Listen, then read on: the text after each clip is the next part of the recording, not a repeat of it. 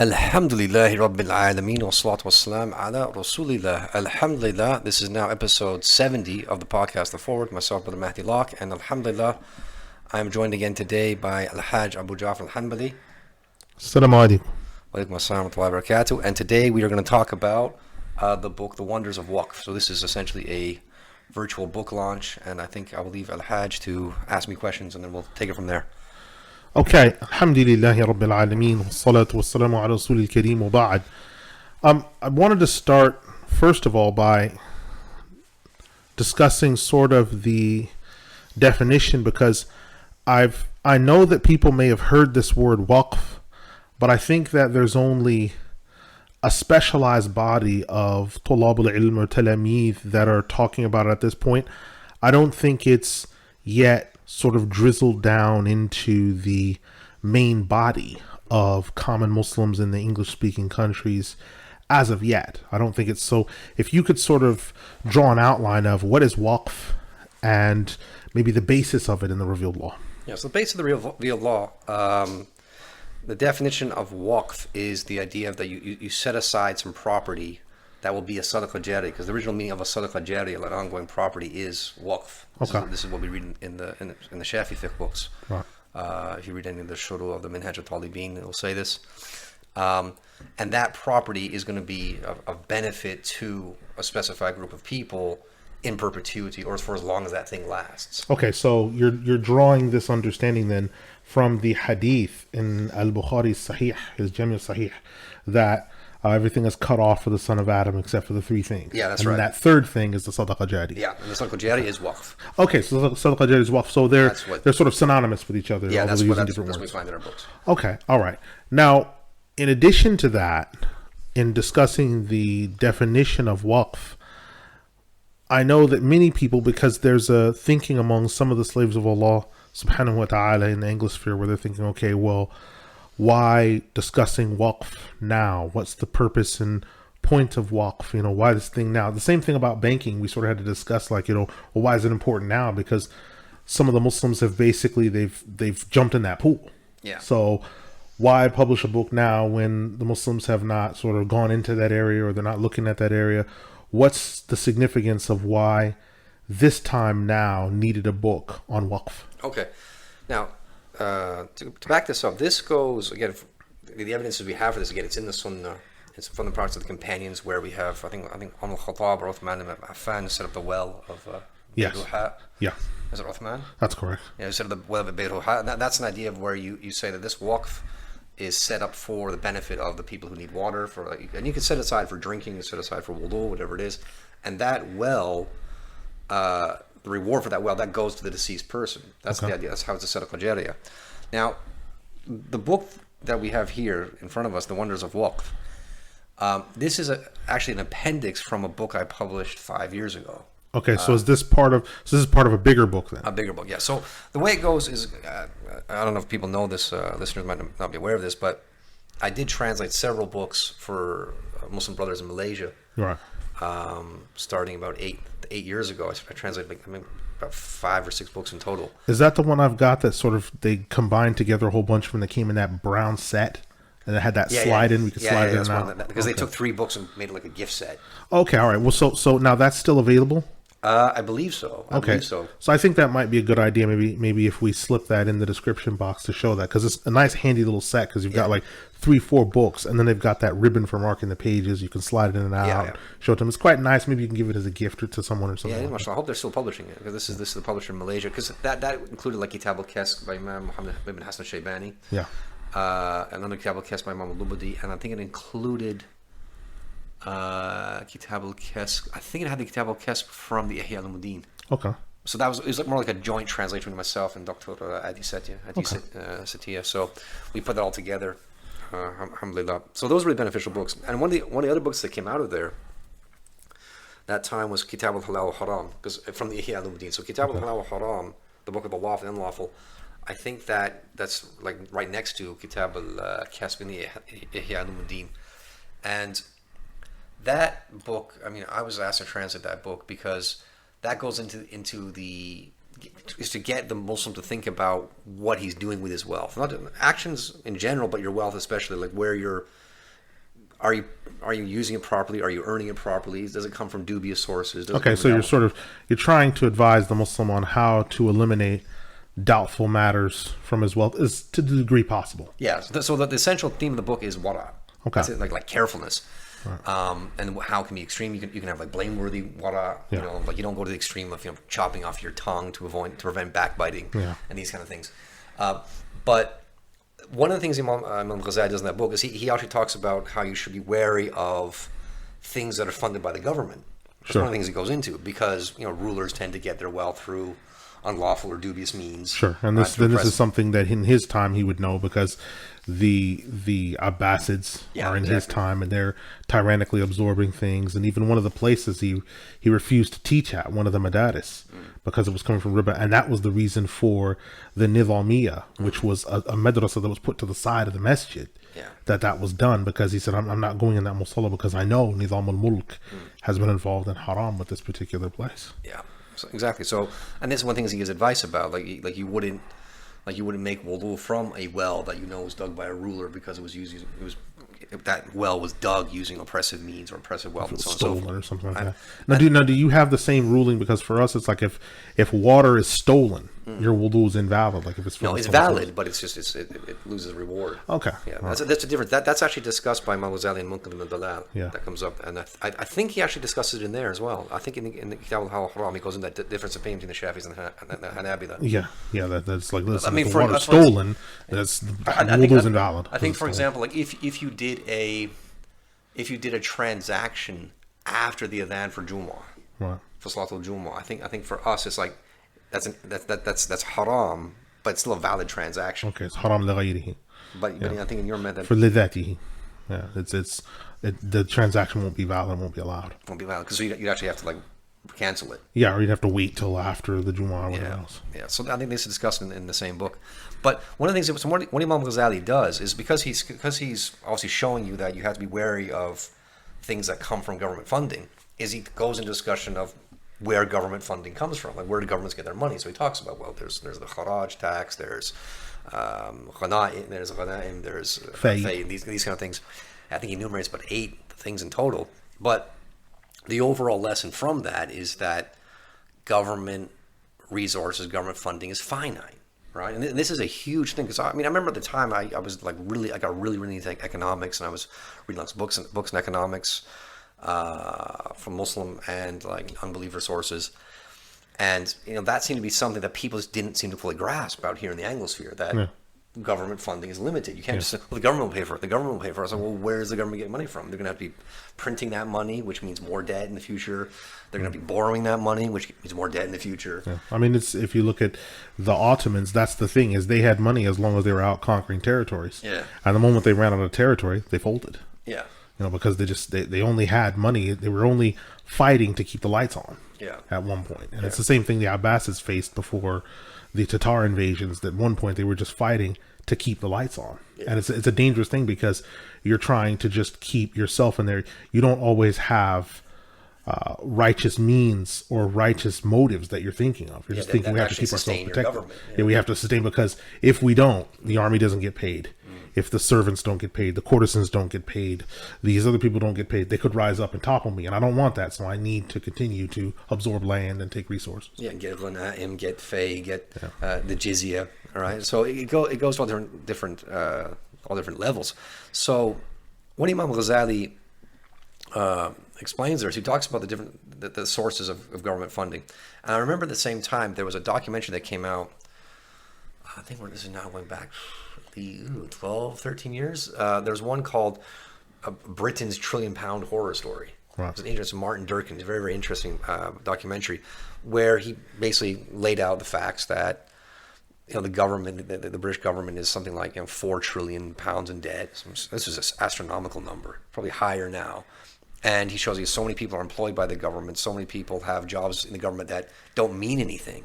You don't know what they do. And because people think about essential services, they think about doctors, nurses, teachers, and so on and so forth. Public works, like removing garbage and things like that. Yeah, exactly. But then people don't take consideration, people have all these weird like council jobs, like community cohesion officer, and all these weird things that, if these people didn't show up to work, no one would notice. Just weird stuff like this. And Then, if you remember, there was that credit crunch Yes. in 2008 and so forth, and then people started talking about austerity. Right, this was the big talk of the time, austerity, because the government's like, we do not have money. Yeah, people were terrified because they've been leaning on the government for that long. They Yeah. were spooked that the government was now saying we have to tighten our belt on you guys. Yeah, and making people realize that the government does not have a bottomless treasure chest that they can just keep funneling the money out and just shoveling it out. Yeah, So, there comes a point where they just can't keep printing it, Yeah. even though there's nothing there. But there comes a point where it's like, listen, we actually cannot print anymore for the time being. Yeah, and it wasn't just quantitative easing, I guess. exactly. And it wasn't just a problem in the UK. I remember at the same time, maybe a few years later, there's a libertarian guy did a TV show, John Stossel, and he talked about the situation in the US, because the US is like 16, 17, 18 trillion dollars. I don't know if you've seen that debt clock. Yeah, it's on an astronomical level. Yeah, they have to like make the clock bigger. Yeah, because there they talk about, in the United States, they've taken it to the level, okay, how many times would it go around the earth? Yeah. They've gone to that point. It's okay to make people understand how serious it is. Okay, if it went around the earth 16 times, we still have debt left. Yeah, so if you stacked it up in like $1 bills, we'd reach the moon or something silly like that. So, and one episode he showed a case where, because he just showed like a local, like a city government, a small city government somewhere, I think it was Alabama or Arkansas, like a small town, where the local government just went bankrupt. Right, like the mayor of the city, they went bankrupt. They had literally no money. Yeah. They couldn't borrow anymore because they don't have access to a fractional reserve bank like the Federal Reserve. They can't print it out. Yeah. Right, they can't print more money, so they just ran out of money. And so he actually interviewed in that show. It was quite sad. He had to interview people who had worked. These like old people who were like in their 70s, and they'd spent their whole life working in some sort of government sector job as a nurse or a school teacher or whatever. The fire department. One guy I think worked in the fire department. And there was no money. We just went into chapter 11 and they were finished. And there was money. So these people went to go collect their pension. Nothing there. Got cleared out.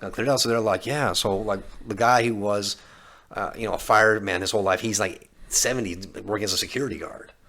Another lady who spent her whole life working as some sort of nurse. She had to take a new retrain from a school teacher. A lot of them had to, although they had high-tech jobs, they've had to step down and take like menial jobs now. Yeah, and these issues like this, it's just horrendous. But this is the thing, like when you lean on the government. So going back and forth, and I was talking to Dr. Adi about this and so forth, and I thought, well, there is a solution to this problem, right? There is a way to provide essential services and anything else through the private sector, free of charge to the recipient, free of charge to the quote-unquote customer, and it is essentially Waqf. Okay. It is essentially Waqf. That's what the Waqf does, because the Waqf is completely a private sector thing. And there were people there, like I remember at the time, there was a guy called Benedict Kohler. He's a German author, I think he's a former banker, and he wrote a book called Islam and the Birth of Capitalism. Right, which that really irked a lot of Muslims, because people have that phobia about the term capitalism.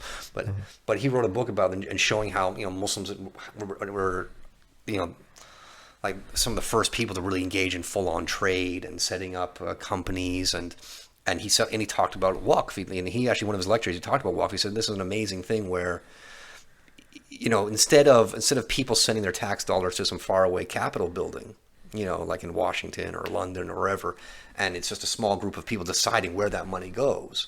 Yeah. That money stays in the private sector, and it could be on you or I. We have the money. We think, okay, in my community, we need this. We need a clinic. We need a hospital. We need a madrasa. We need a university. We need anything, and then it's your money. So it becomes apportioned according to the needs locally that people have. Yeah, and it's an advancement of localism, where decisions are being made at as local level as possible, right? So instead of you and I sending our wealth off to some capital city somewhere, hundreds or even thousands of miles away, where people don't even know what we're doing or what we're up to, right? And that's a whole other issue you can talk about. The fact that, if Well, I think it's interesting if you talk about Zakatul Fitr, that's slightly related to this context, is people regularly send Zakatul Fitr out of this country as a remittance or whatever else.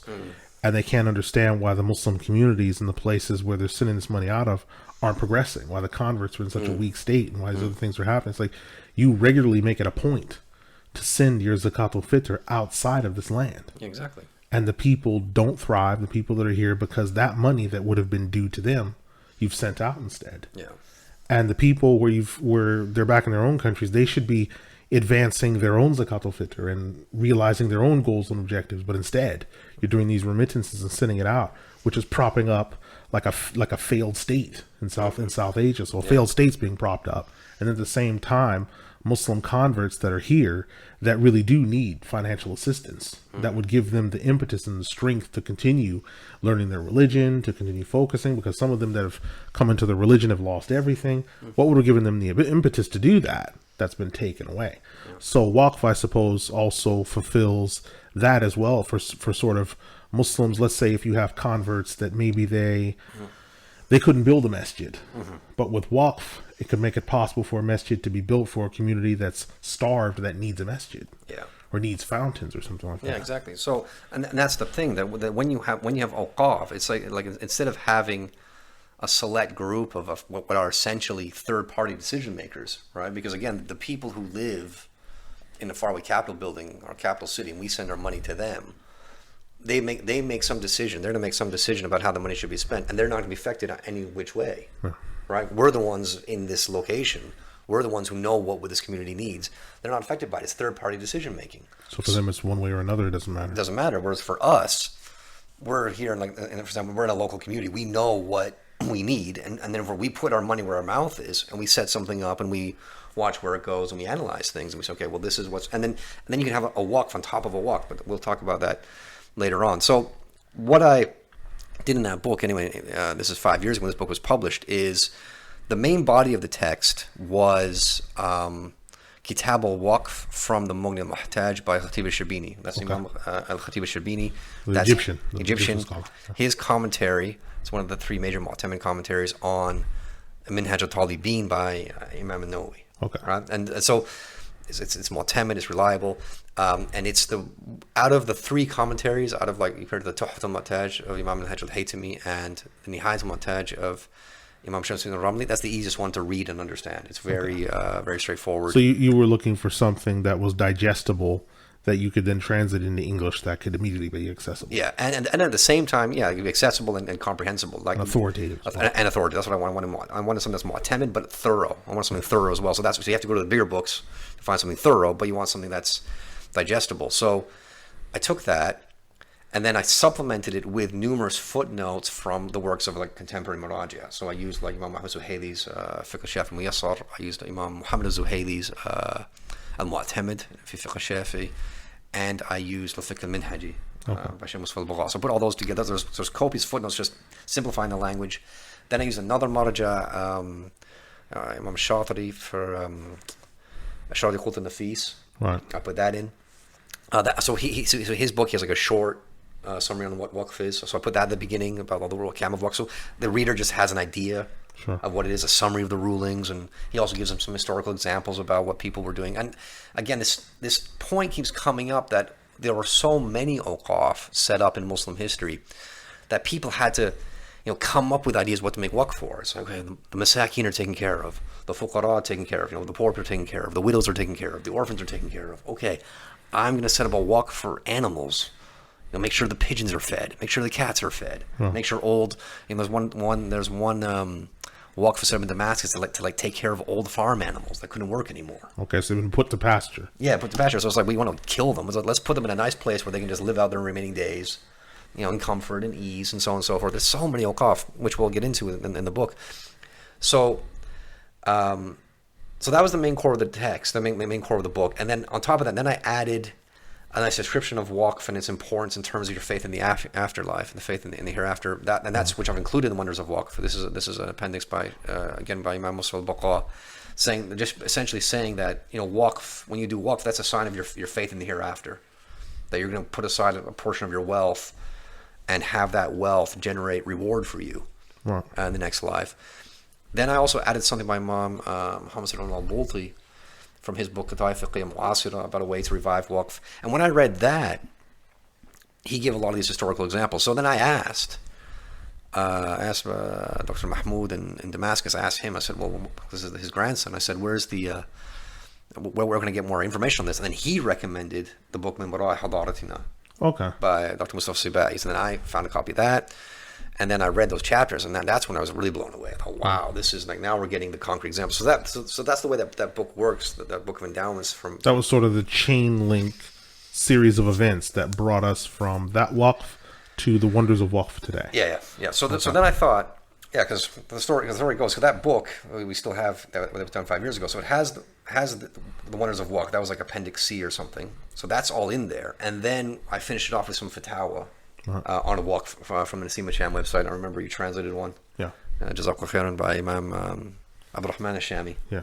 There's some interesting fatwa in there. Like, remember that there's that guy who had a computer given to him, and it was the imam of a masjid, and he left it like on a counter or something in the kitchen in a precarious position. And the word he used was like something like in saqata or something like that. Like it fell, it happened to fall. And it's like, no, you did that. Yeah, because the question was about because the laptop, because this is an example of waqf. The laptop was given to the masjid as a waqf, right? So for the imam to use. Yeah. And then it broke, and then he said, "Do I owe the man because it fell?" It's like, no, you are responsible. You're the one who put it in the precarious position because I think he brought it into the masjid kitchen. Yes, and he wanted to cook while listening to some khutbahs or something. And so that's what the book contained. And now that book, obviously, this is another thing to announce here. So that book, which I found to be a highly immensely beneficial book, the fact is it's not widely available. It's available in Malaysia. I think a few Muslim publishers carry it. It's not on Amazon or any of these major like online distributors or retailers. So I thought that this book has to come out again, and more awareness has to be generated for it. Now, before you go on, although now this is published in Malaysia, which is right now it's a real big hub of Muslim activity. There's a lot going on there in terms of there's the food things. There's things in food going on there and culinary things. There's fashion that's going on there. There's things that are going on there in terms of Muslim television shows and documentaries and all these other things. What was the response, or were you able to trace or find out what was the response on the street to that publishing work that you did? Was it picked up very quickly? Did it sell really well, or do you have stats or data? I don't have any stats or data. All I know is it did appear in like a few Muslim publishers, like in that area, like in that region, like I think in Malaysia itself, and then I think in Singapore. Yeah. I mean, I got a few complimentary copies which I distributed. I remember, there's one for you. There's one for Dr. Mahmoud as well. I mean, I don't know full on the popularity, but I mean, there were a lot of people at that time when I was translating. There were a lot of people who were talking about Waqf. Right. There were a lot of people who were talking about Waqf, but no one had translated anything into Arabic about the ahkam of Waqf and fully explained it. A lot of people were talking about. A lot of people had, like, in terms of the academic field, something nebulous. Yeah, I mean, in the Anglosphere academic field, people had no idea what they're talking about. So some people shared like academic papers with me. Some people were doing like a PhD on the topic, and because they didn't have access to Arabic. Wait a minute. I have to grasp this. So someone's doing a PhD on Waqf, and they don't know what the topic entails. Well, all they know is what's available in English, right? So they don't speak Arabic. So wait a minute. They're not conversant with the source texts of Islam. Yeah. But they're doing a PhD on something that almost certainly requires you to have a level of familiarity with the source text of Islam. Yeah. Yeah. Okay. That's that. I mean, I think the experience I had kind of taught me that. Yeah, I would never ever do any sort of postgraduate work in the Anglosphere, especially if anything to do with Islam and Arabic. So alhamdulillah, I'm not doing that. But I mean, someone was doing a PhD on like Waqf and social entrepreneurship, which I thought was weird. I wasn't able to convey my message clearly enough, but it was kind of weird because a Waqf is essentially a charity, right? You're not trying to make money off of it. Yeah. But social entrepreneurship is a charity. I mean, like it's to leave some type of mirath. It's to leave an inheritance so that posterity or your progeny might benefit from it. Yeah, or whoever the mawquf is, the people that want to benefit, or the mawquf alayh, it's those people. So if I leave books in a masjid, those books are now essentially Allah's property, right? Allah owns the ayn of that property. And then the manfa'a, the beneficial use, I think the technical term is the usufruct in English, that's for, the people who pray in that masjid.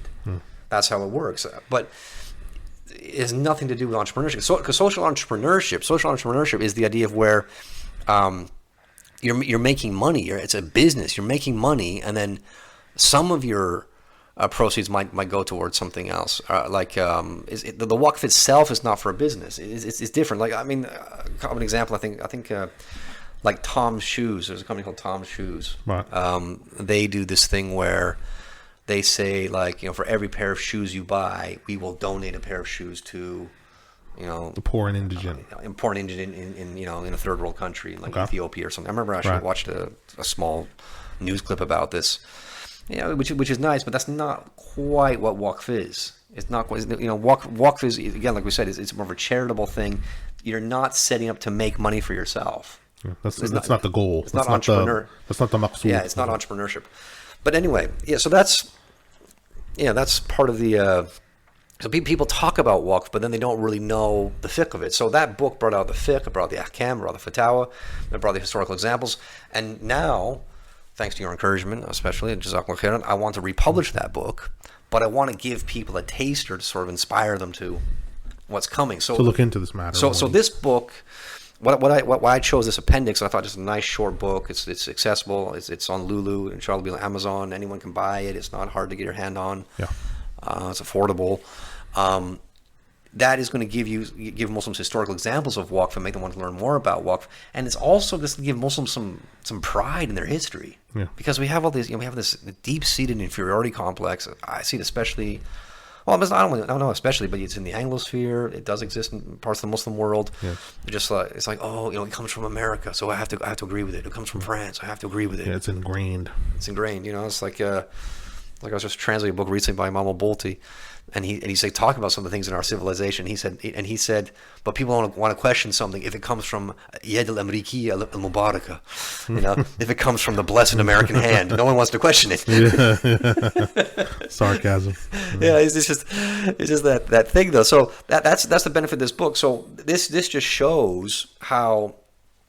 So I chose like charitable organizations to show like Awqaf in general, the kind of stuff that Muslims are setting up Awqaf for, like that one mentioned before, about like a waqf for the benefit of animals, right, who can no longer work on the farm. There's a waqf in, this mentioned in another book actually, there's a waqf in Mecca, for the benefit of pigeons and stuff like this. And then 2 separate chapters, like one on educational institutions and then one on hospitals and medical institutions. Right? Because again, I think when people think about like public services that the government provides, it tends to be those two things: education, and healthcare. So I wanted to give readers, especially English-speaking readers, ample examples of, listen, this is what Muslims were doing. Muslims were providing high-quality education, high-quality healthcare for free, right, for the end recipient, absolutely free of charge, and then some. We have examples here of where people are actually being given money. Yeah, and it wasn't free because of some magic bucket that the government was throwing it around.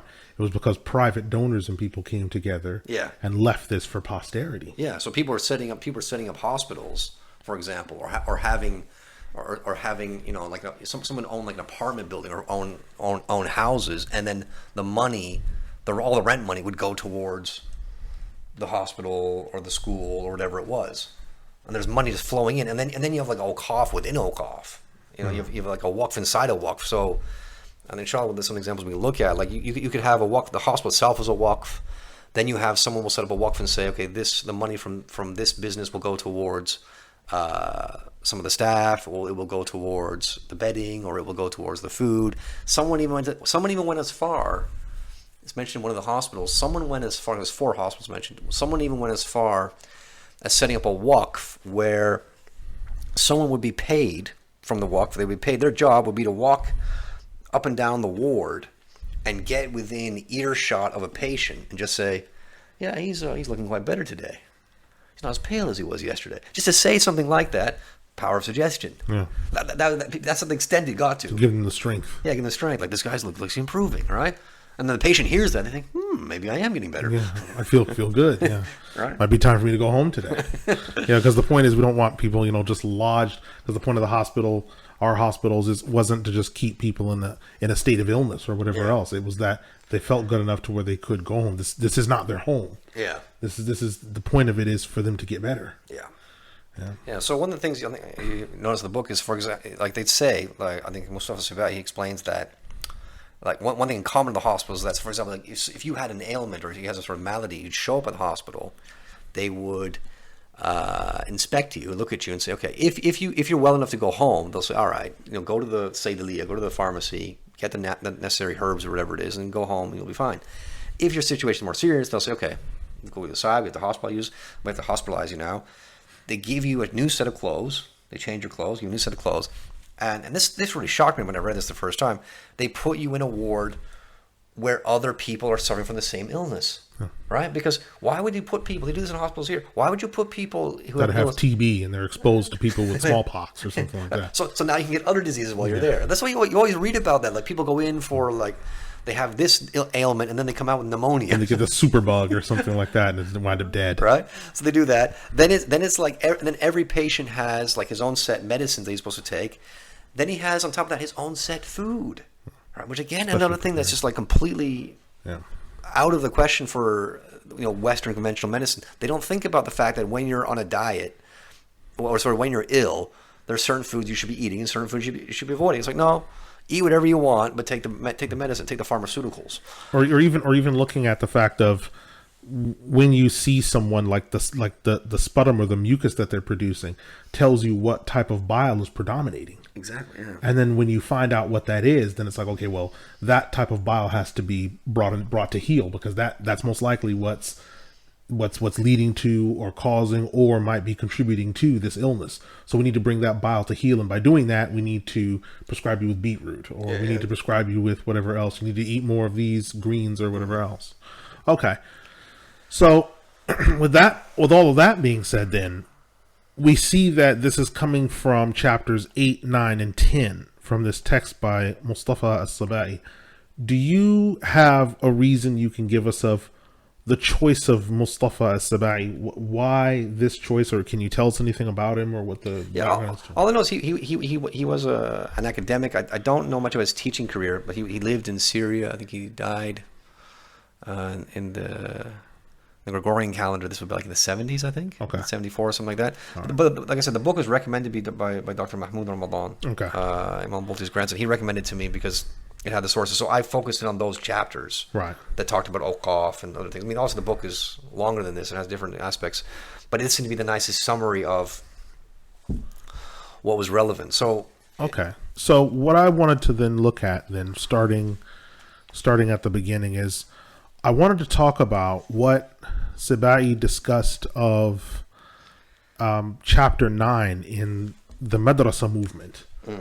Because the way that he describes the Waqf at this point for the schools or masajid or jawami' and things like this, it's not just the setting of al-Waqf. It was like a movement. Yeah. Like a literal, like a movement. Like, they changed the demographics of the area. They changed the way that people did things. They changed the way that the area functioned. They changed the people because of these Waqf movements. So if you could give us a little lead in on the Madrasa movement and what brought this to bear and some of the things we can benefit from this Madrasa movement. Yeah, so the Madrasa movement, I think that talks about at the beginning where he mentions that the masjid is the first nucleus of the school, right? So you start off with a masjid, but then what happens is the masjid can be, it might not be big enough to fit everyone, right? So then you have to set up like what's called the kutab system, and then people go through that. That's still in Egypt today. And when people go through that system, then they graduate. So usually, correct me if I'm wrong here, but in the kutab system, that's where you would cover all your farther eye knowledge. Yes. And you would cover like whatever your parents. So your parents would teach you your rudiments of reading and writing. It was assumed that they could teach you if they were literate. Then you learn how to read and write there. Yeah. So and then from the kutab system, you could go on. If you wanted to, you could then, if you wanted to, like that was your aspiration to become a faqih or a mufti, then you could go into the proper jamia system. So I know, for example, like in Morocco to this day, I think the Qadouin program, for example, that starts when you're 14. And so if you come through the kutab system and then you've memorized the Quran, you've memorized several mutun like in Maliki fiqh and grammar and other sciences, then you can join the program and you go on from there. So I mean, some of the examples he gives here. So this is one he mentions in. He says sometimes they were so big that one kutab would contain hundreds and thousands of students. One of the things mentioned in the biography of Abu Qasim al-Balkhi, that he had a kutab in which 3,000 students were studying, and his kutab was so spacious that he needed to ride on a donkey in order to move between classes and supervise the students. Okay. All right. So they had these huge places. Huge places. And I think one of the things to bear in mind, he also mentions like what Nuruddin al-Shahid set up. I think he also mentions Salahuddin al-Ayyubi as well. Right. And I think this is something that I've come across like quite a few times in my studies. Like if we talk about the Crusades, right? When the Crusader armies arrived and this is in the Gregorian calendar 1099 Right. in Jerusalem, and then the Muslims don't take it back. For almost a century. Yeah, it's like 1187 again in the Gregorian calendar, the Battle of Hittin and so forth. Now, I like to press people with this question. So, well, what was happening in that interim period, this 88 years? What's going on? And one of the things that Imam al-Bulti, rahimahullah, in his book, he has a book all about jihad, كيف نفهم كيف نمارسه, is he said people don't understand that من شروط الجهاد المجاهدين, right? Like you can't fight properly if you don't have fighters. And he said what was happening at that time is, yes, Salahuddin al-Ayyubi, Nuruddin Zengi, they were removing the assassins, they were removing the Fatimid Shias from power, and he said they were just dotting the landscape with schools. Yeah. Just madrasas everywhere, all over Sham, all over Egypt. And then it was and then those madrasas were creating tulab al-ilm, people who memorized the Quran, people who knew their fiqh, people who had piety in them, who were close to Allah. They were creating proper men, and those people became the army. Yeah. Those people became the soldiers.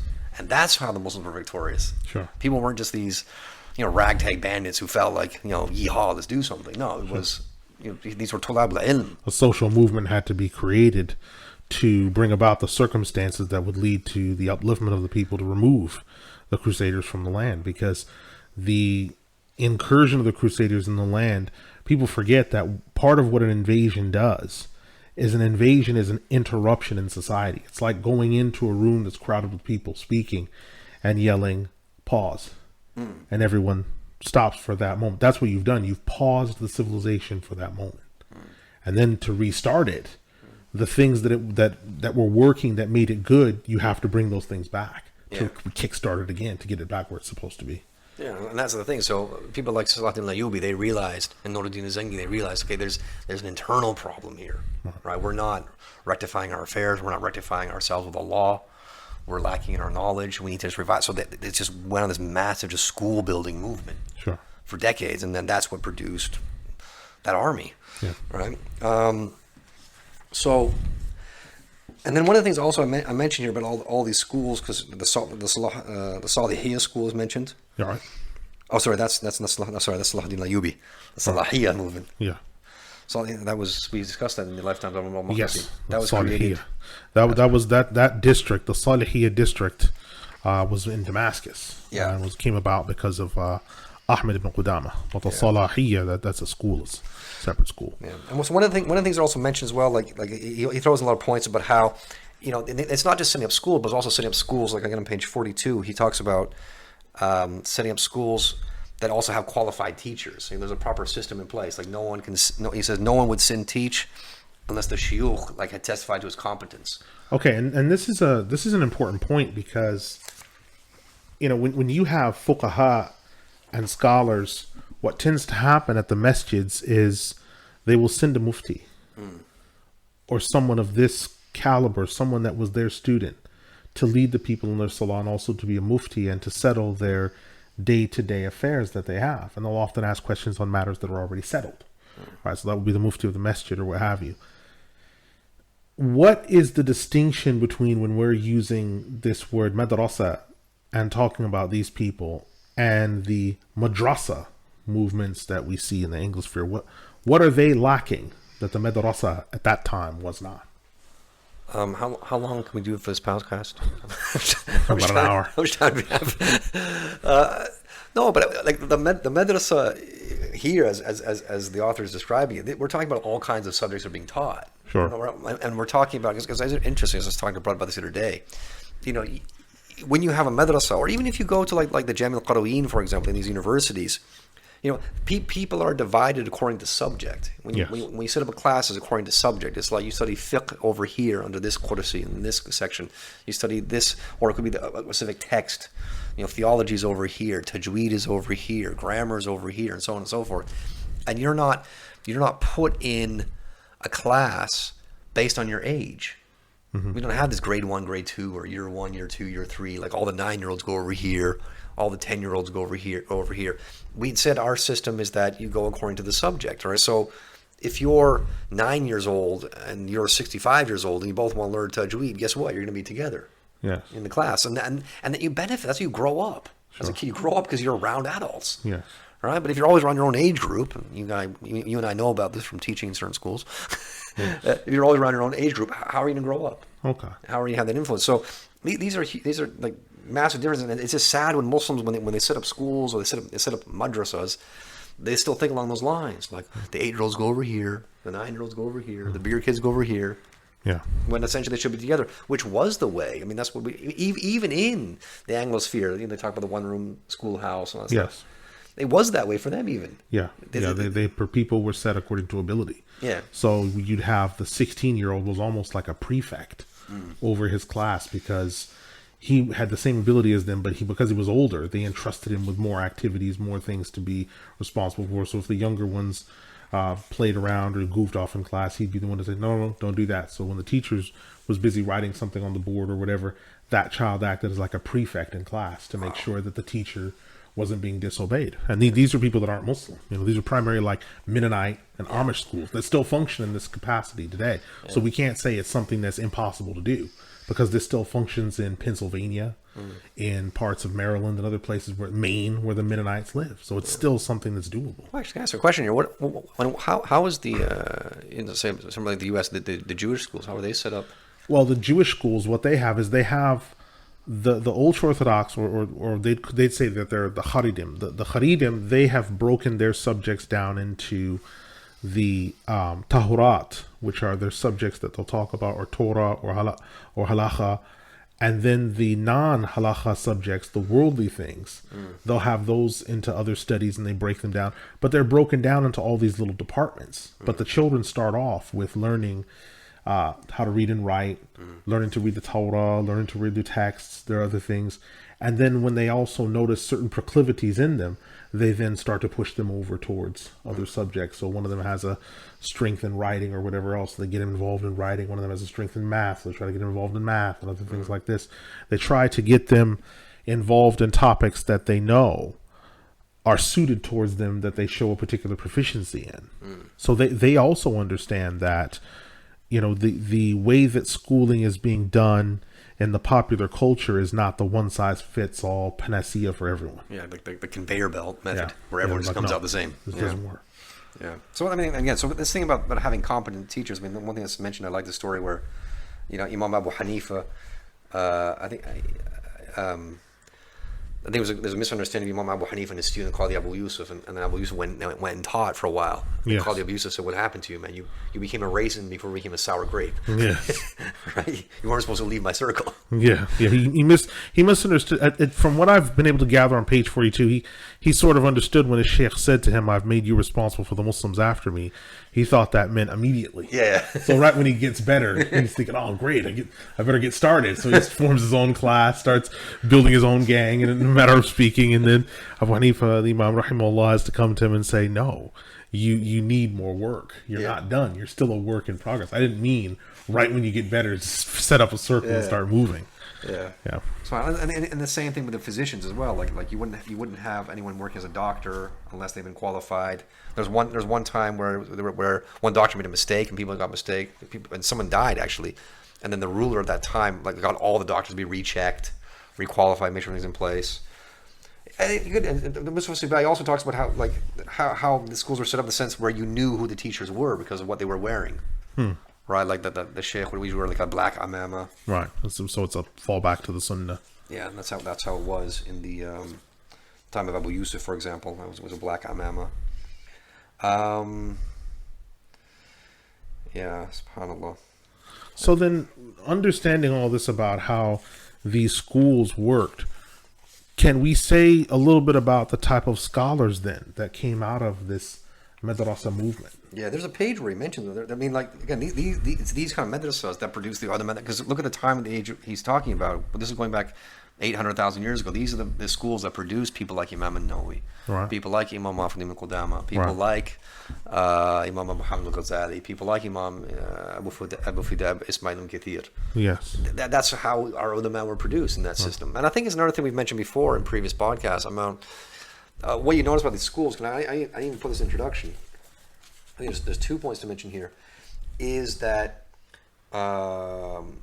these schools, like you had schools that set up as al-Waqf, and they're madhab specific.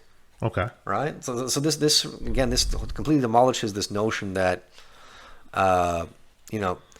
there's something called general fiqh.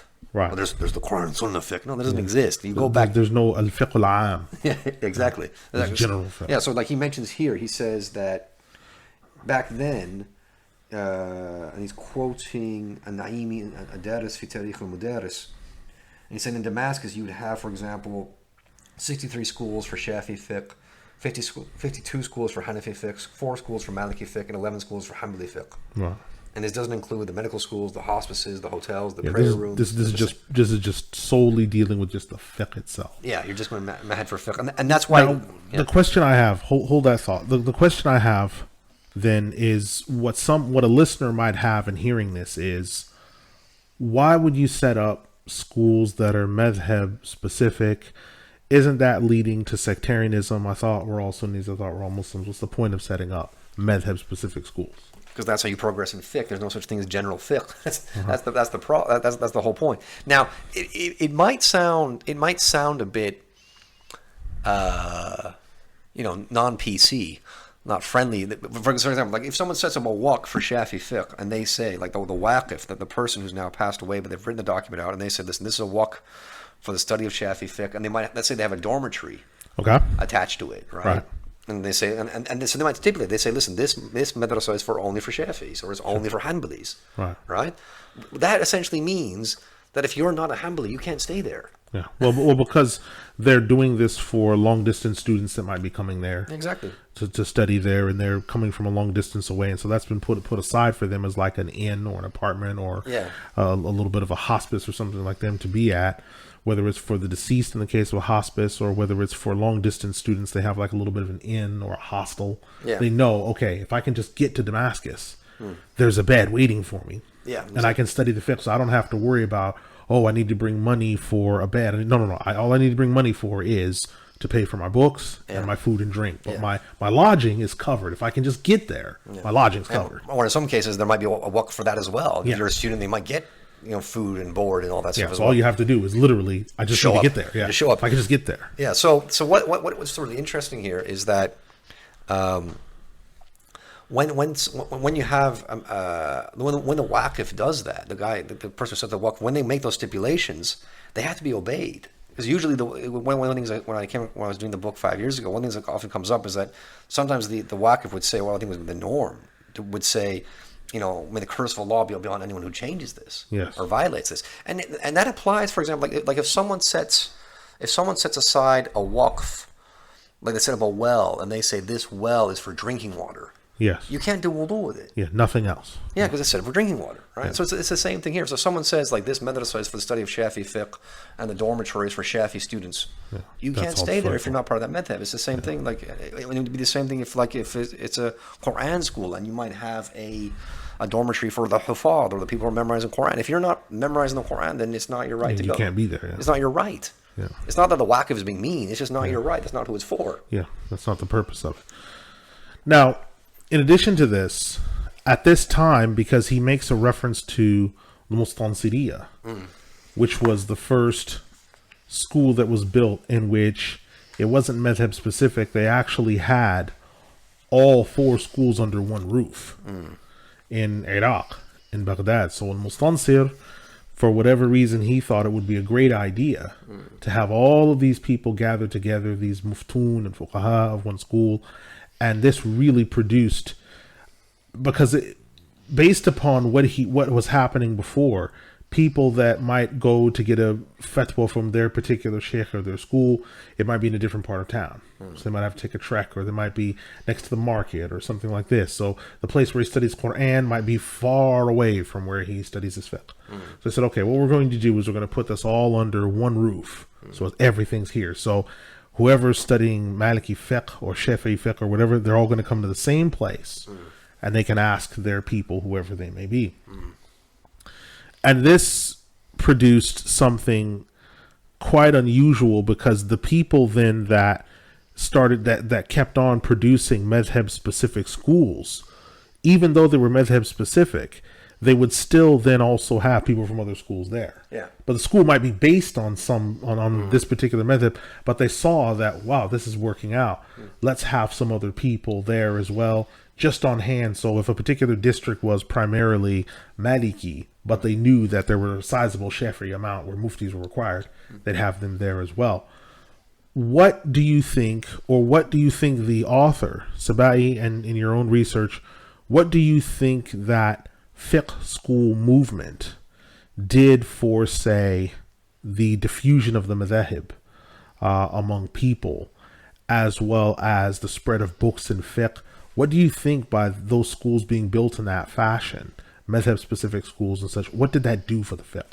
I would say that's like the underpinning of it. I mean, that reinforces it so much. And when you have a madrasa like that set up, and you can just go there and you can study the fiqh, and you can be specific, you can go through a set curriculum, and you can master a madhab, and you can potentially become a faqih in the madhab. Why is it important to study a set curriculum of whatever madhab? Why is that even important? Because you need to have order, and you need to have a link. Because again, we talked about this before when we talked about authority in Islam. Like, we have these four madhabs. Yes. That is our link to the first generations. Okay. So when the Messenger of Allah sallallahu alaihi wasallam said, "Khairul quruni qarni, thumma alladhina yalunhum, thumma alladhina yalunhum," the best generation is my generation. Another riwayah that khairatu ummati, the best ummah is my generation. Then those who follow them, then those who follow them. Yeah. We're commanded to follow the first generations. These madhabs are our link. Okay. So if you're not gonna go with the madhab, and you're just gonna do it, DIY style, and make it up your own way, and try to find that hadith, and I don't want to do taqleed, but you have to do taqleed of Imam Bukhari, you have to do taqleed of all these hadith imams and so forth, you're going to end up praying in a way and doing your fiqh in a way that just doesn't match with anyone from the first generations. Yeah. So how do you know it's valid? In which in that case, it's like your wudu and your salah doesn't resemble anything that anyone's ever seen before. Exactly. And it winds up not being valid to anyone. Yeah.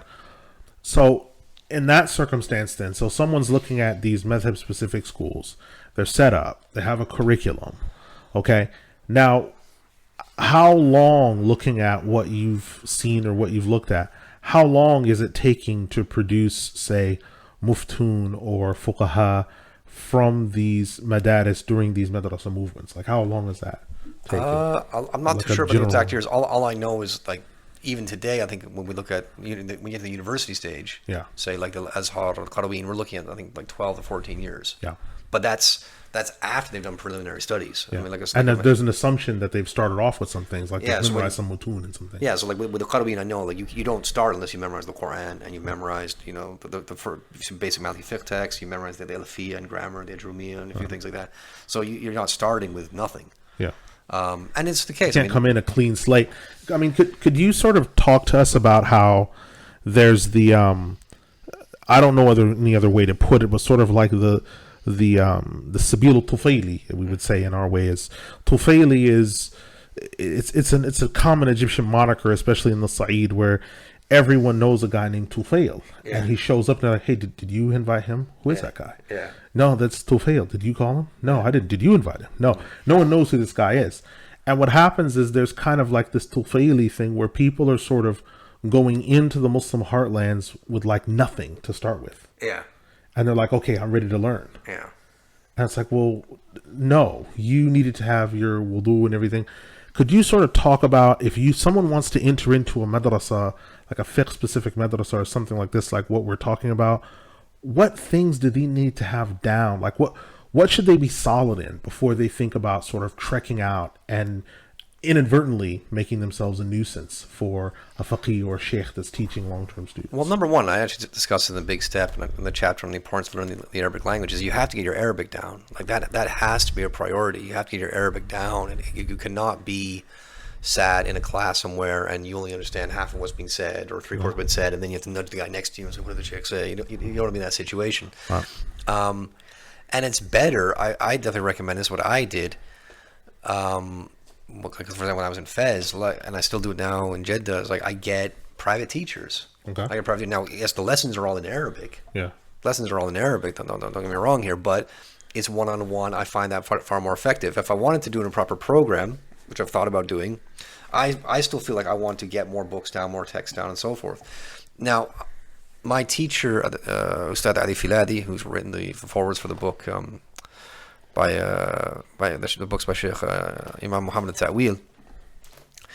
I mean, I had a discussion with him about this point because I said, there's a lot of Westerners who come and they sit in the class in the Qarawiyyin. It's like they're touring. Yeah, Almost. they sit in the class in the Qarawiyyin. And I went with a brother one time and I sat there was one class in Jawhar al-Tawheed in the Qarawiyyin.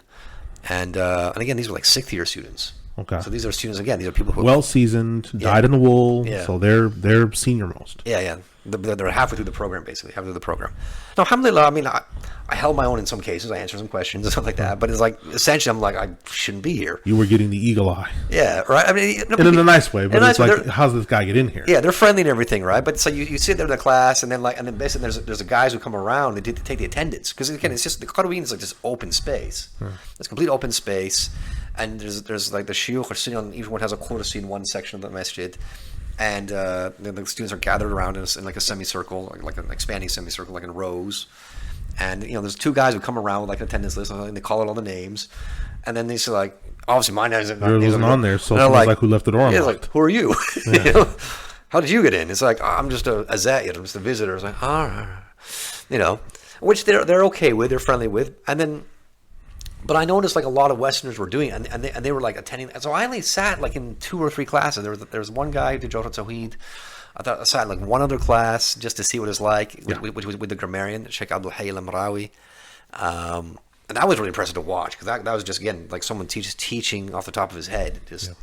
And like all the books are there, man. Well qualified people. Yeah, it's just like Qadr Nadad's in his head. The Alfiyat, the Shara of Ibn Aqil. It's all in his head, and he's just teaching. It was Qadr Nadad, that was the lesson, and he's just holding a pillow while teaching, and the students are reading from their books to him, and he's correcting them. It's like, no, that's a misprint. It's this. It's just really amazing to see. But I sussed out because I realized, I said, wait a second, hold on. I'm sat here. I haven't memorized any of the stuff these guys have memorized. The sheikh is sometimes going into like Moroccan Arabic, which I struggle with. Yeah, I'm not really getting everything. Like I'm thinking, like, wait a second, I live like in another part of Fez in the new city near where I work. I'm taking a taxi ride all the way down here because it's like the core of the old city of Fez. Yeah. And I'm sat here for an hour, and I'm not getting that much. Yeah. I'm not getting that much out of it. And they're covering like maybe. They might be covering like a third of a page or something like that. Yeah. And then again, there's a lot of munaqasha, students ask questions like this. Arguments back and forth and stuff that's happening. Yeah, so I went to, so then when I met Ustad Ali Filadi, because he was also teaching Arabic where I was teaching English, and I was able to make an arrangement with him where we could meet once a week and go through texts. And I asked him this question. I said, what do you think about all these Westerners who come along and they sit in the Qarawiyyin and so forth? And he just looked at me straight and said, do you own al-Waqt? They're just wasting time. You just don't get anywhere. You just don't get anywhere. So I sat down with him, and we got so much done in a 4-year period. We covered like loads of books in a 4-year period. And there were times where, like sometimes, like if I went to the old city to visit, or if sometimes just walking around the new city in Fez, because there's 2 parts of it: the old city, the original Moroccan city, and there's the new part that the French built. And sometimes I actually, on a few occasions, actually bumped into some of those Qarawiyyin students. Okay. They remembered me. Yeah. Right, because I stuck out like a sore thumb. You were the guy. Yeah, I stuck out like a sore thumb. I'm the English guy, right? So they'd see me. They're like, oh, we haven't seen you. Where are you? And I said, well, and I said, no. Like, listen, I love you guys, respect you guys, you're doing a great job, but like, I found a private teacher. That's what I'm doing. They're like, yeah, we understand. That's better for you. I mean, and I think a lot of that's just mujamala, right? They know that, like, I've got no business being there. Yeah, and it's not time for you to be there. Yeah. Right. So that's people need to realize, like, if you really, really want to benefit from living out there like somewhere in Morocco or Egypt or whatever it is, don't go with this whole romanticized notion. Don't go with this thing like, yeah, I want to sit at the feet of some scholar who has a giant, like, oversized white amama and a big white, beard down to his belly button, and he's gonna look at me and put barakah in my, he's gonna touch my forehead and make dua for me. And no, this is La La Land. You may as well go find a unicorn and take that with you to class. It's not gonna happen. That's not how it works. Yeah. Like the Qarawiyyin, that's hard work. That's no one romanticizes it. That's hard work. A lot of those guys there who are in that program, they're poor. They're from poor backgrounds. They're on a stipend, which again is origin of that was Awqaf. That were set up for the Qarawiyyin, set up for the students. All the shops that are lined up around the Qarawiyyin University are a Waqf. Yeah. Like portion of the profits goes towards the university itself. Just keep it going. To pay the shuyukh, to pay the teachers, and all these kind of things. And it's hard work. It's not. Don't romanticize this stuff. If you really want to get knowledge, you have to. You get a private teacher, get the books, and you just get moving. And that's the thing. So like when I sat with Ali Filadi, we met like once a week. We met like in the school where I was teaching in the new city, and we just sat like in a small classroom. Those seriously, it was oftentimes maybe what, 2 meters, 3 meters by 5 meters, just a small room. Me, him, a whiteboard. Right, he's not there with a giant massive amam. Right, we're just getting basic tarboush and jalebi, whatever it is. It's just like we're getting stuff done. Right. So people that are looking to maybe enter into one of these madhab specific places to learn, they should not go there with oversized expectations. And what you mentioned, one of the things that they should have done is the Arabic language in terms of being able to comprehend it, and being able to read and write it to a reasonable degree. Yeah. What other things do you think they should have done for a madhab specific madrasa? What things? What other things would you say that they should have done before entering in? Because part of what I'm asking this for is people, it's happened so many times. You don't want to see people go in as like this blank whiteboard or chalkboard, and it's like now the sheikh's job to put you together. And then what happens is he winds up saying, listen, you need to go to the local high school or whatever else to get your Arabic down and everything else. And then for the fiqh, it's like, okay, listen, you need to go to this masjid because all the people here are on metin number blah de blah and sharh such and such. So for example, like you'd have to look at the curriculum of the place. So like some places, for example, they might have a system where they're willing to take you up from beginner stage. Where they're willing to sit you down. And that's the thing. Like I think in certain books, like in Shafi fiqh, like al-Risalatul Jamia, for example, that's like for kids. Sure. Right? So you go if you were to go out to say, especially somewhere like in the Yemen or the Hijaz to study that text, you probably sat with kids in the classroom. That was what the book's for. Then you move up to like it's a nefs breaking exercise. Yeah, and then you work your way up to like Zafinat and Najah, and then you work your way up to the Method Qadiyah Shuja, the Minhaj al-Qawim, all these kind of texts.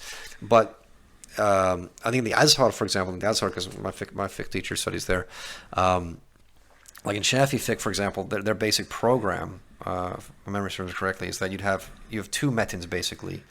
You have the Metin al-Qadiyah Shuja with 3 shuruh, and then after that you move on to the Minhaj al-Talibin by Imam al-Nawawi, and that's with 3 commentaries. Okay. So let's say that was the curriculum. That was the curriculum going into, say, a madrasa. Let's say there's a Shafi fiqh madrasa, and that was their program. Okay. Right? You'd want to like get your Arabic down, and then you'd want to have like studied some Shafi fiqh before, maybe some of those books beforehand, or maybe or at least be familiar with it. Yeah, or memorize, or maybe even better, memorize the metin. Yeah, start working on that. So then when you get there, say, listen, I've not gone through the book, but I memorized the metin. Yeah. To which you say, oh, great. Well, we can get started on you now. That's good. Yeah. So you have some familiarity, or you've covered like some basic, or maybe you've covered some fiqh texts below that are simpler. So and then you know the terms, because you also want to know the terminology of the method as well. Yes. Like what do we mean when we say zahir? What do we mean when we say mashhur? What do we mean when we say nas or zahir or khilaf al-awla, or makruh. Do you mean makruh tanzih, makruh tahrim, and these types of things? The fard and wajib, are they the same? And all these types of things. You need to get this stuff down. I mean, that's what you find. Like most fiqh books will start off with that sort of definition. This like for example, like the Shafis, we have, when we talk about, legal categories, we've got like five, right? It's just, mahdhur, haram, makruh, mubah, mandub, and wajib. That's it, just five. We don't go where it's like other methods might go into like the differential between farad and wajib, Yes. or different types of makruh or so forth, these kind of things. But you want to be, to borrow some of the terminology I use in the big step, you want to be like, high quality, low maintenance as much as possible. Okay. You don't want to be like a burden on the teachers there, where they think they always have to explain them to you, they always have to go back to you. I mean, Because I mean, here's the thing. When and again, people only do this with Islam. When people are talking about, okay, I'm going to go to university. Okay, you wouldn't get someone saying, we're at the admissions desk, and you say, well, Brother Abu Jafar, there's someone at the front at admissions. Oh, okay. No, they're at the front desk just ahead of us. Okay, send him in. No, I don't think you've seen anything like this. And he's like stark naked. Yeah. Oh my God, he's stark naked. Yeah. And he's coming. He's like, yeah, I wanted to join the university. Oh, okay. Well, what are your scores from high school? Don't have any. Yeah. Not been to high school. Yeah. Oh, okay. All right. Well, you must have been to like maybe a community college or something like that. No. Oh, okay. You've been to a vocational school then. No, not been to a vocational school. Yeah. So wait a minute. You've not been to high school. You've not been to a community college. You've not been to a vocational school. Oh, I know. You've been to like a job corps. Maybe you've been to like a job corps program. No. Apprenticeship? Yeah. Just No. nothing. Yeah. Right? People don't do that because they know that the kuffar have structure in place. But when it comes to Islam, people just show up naked. Yeah. And they're just like, now teach me. Yeah. It's like, wait a minute, you're naked. How am I going to teach you? Well, the thing as well, but again, this attitude of, well, someone's going to take care of me. I mean, look at, because you and I have both done Hajj. Look how many Muslims show up, especially when the Anglicans show up, and they don't study any fiqh of Hajj before they show up. Imam an-Nawawi, in his main book on Hajj, they actually wrote about the al-Idah fi manasik al-Hajj wal-Umrah. Like he actually, one of the first things he says in there is, he says, well, first of all, you need to make istikhara, to ask Allah that, give you tawfiq, like, is this the year you're meant to go? And then he says, then you study the fiqh. You don't land there and be like, okay, where's everything? Yeah. And that's what people do. People think, well, the Hajj guide, he'll tell me where to go. Yeah. And What if he gets sick? What if you get sick? What if you Or what if he has to? And a lot of people don't realize that sometimes the hadi, the person that's supposed to be your guide, the muhtadi, sometimes he has to get things set up for like next year. Yeah. So he has to go because they start the bidding, don't they? So right when you finish certain parts of Hajj, bidding starts for like next year. The hotels for next year. The hotels in the Medina for next year. So he sometimes has to come and say, listen, I'm really sorry, but I've got to leave you guys for like a day or two. Yeah. Because I've got to go do the bidding for like next year. So his job is to say, well, now you have to figure it from here. I showed you how to do your first Umrah. I did your stuff. Now I'll see you in Mina. Yeah. Oh my God, he's leaving. He's abandoned us. No, he didn't abandon you. Because you're not babies. Yeah, but people go with like babies. They go completely, like you said, strip naked. They have no idea what they're doing. I mean, I was blessed, alhamdulillah. My wife and I, we did Hajj with like a local group. What? And it was amazing how, like, because everyone's familiar with the territory. So we took a bus for like on the 8th of al-Hijjah, and we land, and then we get outside the Haram, and they say to us, all right, everyone, go do your tawaf and your sa'i now. Like a tawaf al-qudum and a sa'i, so you don't do the sa'i. Oh, okay. So you were doing ifrad, weren't you? Yeah. Okay. Yeah, ifrad. That's the way we do it for locals. It's the best way for Shafis, apparently. So, and the thing is, whoever was in charge of a group just says, all right, as soon as you get off the bus, it's like, all right, guys, go do it, and I'll meet you back like in a few hours. And that's it. Like, no one's there guiding you. No one's, but everyone knows where to go. Yeah. Because people have studied up, they've brushed up. Yeah, so that's it. So my wife and I, we went off, we did it all together, and then like we're doing our 7 rounds of tawaf, and then like occasionally we bump into other guys from the group and their families. So we don't just can carry on, and then a time is set. Like we get there, like it could be 2 p.m. It's like we'll meet back at 5, and that's it. And there's it's like completely hassle free because everyone knows what they're doing. Okay, everyone's familiar with the territory. No one's confused. No one's bumping around. No one's getting lost. Yeah. So the basic thing we're learning then is for something like this, you need to get down Arabic. You need to get down whatever madhab it is that you're in adherence to. You should have gone through one or two basic texts, even if you can memorize some of or all of the whatever the method might be. Again, I think a fundamental part of this is just don't romanticize this thing. Don't always assume. Again, a lot of people I think out here in the Anglosphere, and I've seen this myself. They tend to have this attitude that, I can't study my deen unless I know an alim. Like I have to know like a faqih. I have to know like some high level person, like a marja or something. Or I can't study out here. Oh yeah, I can't. I can't do it. There's too many distractions. So you're going to go to Darul Islam, which has more people, more traffic. Yeah, more. Like, have you seen Cairo? Have you seen Jeddah? Have you seen these places? what I'll do there, I'll be able to focus because I don't know anybody. No, you're actually going to be really profoundly lonely because you don't know the language and you can't get around. You can't function. You don't know how to get food. It's like you're thinking it's going to be this thing. Unless you're someone like me that actually doesn't like people and you're fine being isolated. If you go to somewhere where you don't know the local language or whatever else, most people are people's people. They're not like me where we don't care whether a bomb's going off outside or not. We're just like isolated. You need to be able to function. It's not going to be where you can just go somewhere. Yeah, exactly. So I've noticed that one time I was in some sort of gathering, something I was just invited to in some gathering, and some guy came from abroad and he was advising some brothers, and he said, listen, I've been away for 5 years, and I told you guys 5 years ago that you should learn some Arabic, got some fiqh down, and haven't even done anything. It's been 5 years. Like, well, we don't have any ulama in it. It's like, well, dude, it's not about that. It's like you just all you have to do if you want to learn your deen. If you want to learn your deen, what's the matter whether you're living like in the U.S., UK, whatever. You don't have to look for some faqih again with the flowing robes and the big amama. Find someone who knows something you don't. It's that simple. And there may be a competent teacher who. He might not be able to take you through each and every single method, but maybe he's done one or two. It's like, listen, this is what I can give you. Oh, great, alhamdulillah.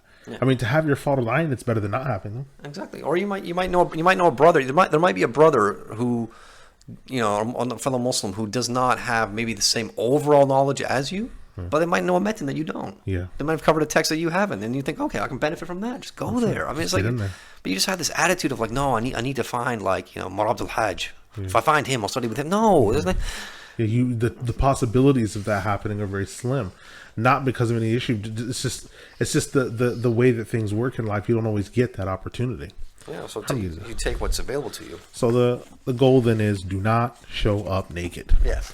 So the next one, chapter 10, is hospitals and medical institutions. I wanted you to sort of unpack this because we talked about the madrasa and the movement of the madaris and the ma'ahid and the kutab.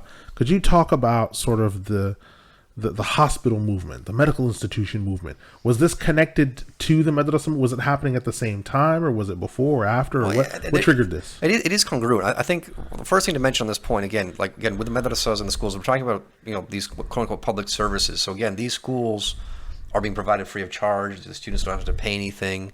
Tuition fees are covered because there are al-Hajj pouring into this thing, funding wages, funding the upkeep of the building.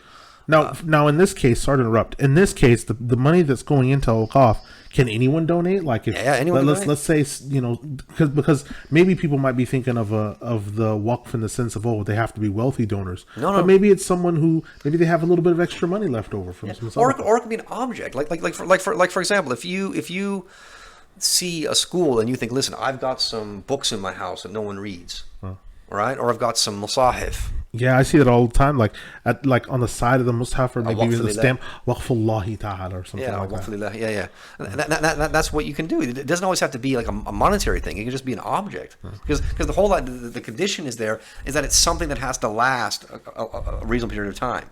So you wouldn't donate you wouldn't give like a piece of fruit as a waqf. So in this case, then I'm glad you brought that up. When a waqf wears down, like I don't know, maybe if you've given a horse to be used for, or a goat for milking, or a masjid that starts to fall into dilapidation. When a waqf becomes worn or it needs to be demolished or dilapidated, what do we do in such a case? In that case, the waqf would expire unless there's some sort of stipulation where, as far as I remember, the waqf could be passed on to like the progeny of that animal or something like that. Okay. Mostly something like that. But sometimes the whole point is it's meant to last as long as it lasts. Okay. That's it. But it's not supposed to be deliberately destroyed or or ruined or anything like that.